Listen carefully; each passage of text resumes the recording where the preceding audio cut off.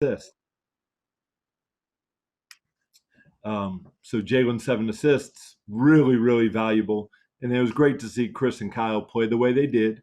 Only got a lot of minutes. All that talk about offense, I mean, our defense was certainly really good. And so Dayton is one of the 40 best offensive teams in the country going into the game. Their guys really shoot the ball. And so really proud. It's a great win. Coach, you come off the loss to LaSalle. You mentioned how frustrated the team was in practice this week. How much does an uplifting win mean to a team like yours right now? You can't even describe it. I mean, from where we were, whether you want to call it 48 hours ago or 24 hours ago, maybe for some of our players 12 hours ago, where we were to beat a great team like Dayton, it totally changes everything. And when I say that, this season is not like, from Fordham basketball standpoint, like the competition part of it literally is secondary. The number one thing right now is keeping our group together, avoiding the frustrations that everyone around the world is going through. And it's not just around the United States, it's around the world. People can't go to a restaurant and have a meal. They can't go through their normal routines. They can't go to work. And so people everywhere are dealing with this. And so are our players. The level of frustration within our program, it's hard to lose. It's hard to go through COVID and lose. It's hard to go through COVID and not be competitive. So to try to place the old advertisements, Kyle Rose making a three is worth 3 points. Only making a dunk is worth 2. For our team to get a win today, priceless. And Coach, Chris Austin with the 20 points, a career game. He hits the game-winning shot with 18 seconds to go. What was different about him tonight? He's had a couple of standout efforts throughout his Fordham career, but what stood out about his performance? Yeah, and this is, Chris Austin played a great game. I'm sure it's the best game of his career. And, he's going to do it again. He's going to be a really, really good player.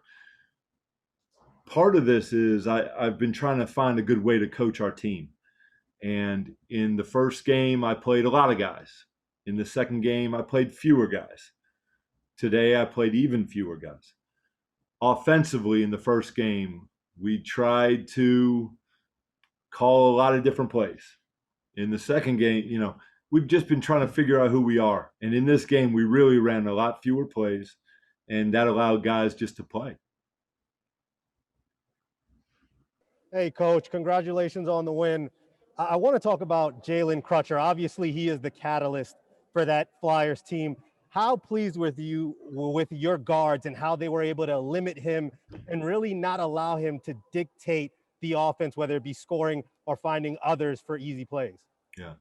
Jalen Crutcher is one of the premier guards in the country. And what I mean by that is he shoots it at a very high percentage. He shoots it from deep at a very high percentage. He makes over 2 threes a game. But then also you look at where all their assists are. They've got a lot of great shooters out there, and he's the one that creates shots for them. So, I mean, he is an elite guard. Great respect for him as a player. And obviously we did something right, and we'll try to build on it. And in terms of Jalen Cobb, obviously his struggles are continuing. But again, you mentioned he had 7 assists. He had 2 steals. He played a hand in limiting Jalen Crutcher. What does that say about Jalen, that even when he's struggling offensively with his shot, that he's still going to give you other things, whether it's defense or his passing ability to find others? Yeah. And like you mentioned that he's struggling. I guess that's a fair word. Like, I don't even think of it like that. I just think that teams are really committing their best defender in most situations to him. And so he's got a tough matchup every night. Like, he has to go guard against a really athletic defender. And for him to have so many good passes in our first game, and then tonight for him to have 7 assists, I mean, that's just his evolution as a player. He continues to improve.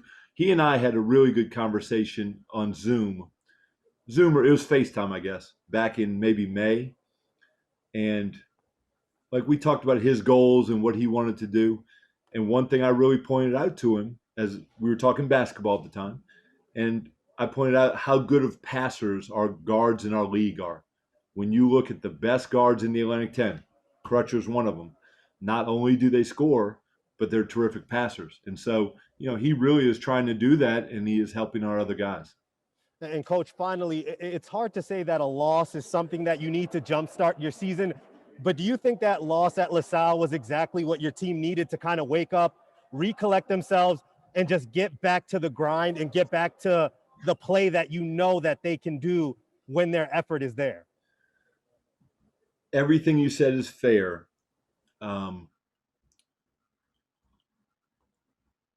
Like we learned that everything is going to be hard earned. Okay. And this win really can springboard us. With that being said, everything is going to be hard earned. And so that means we're going to have a battle on our hands. We still have a lot to overcome. So this is a terrific win. We do have a lot to overcome. And so we're going to take on those challenges with renewed spirit and energy and pride in what we did tonight. We have a lot of hard fought battles ahead.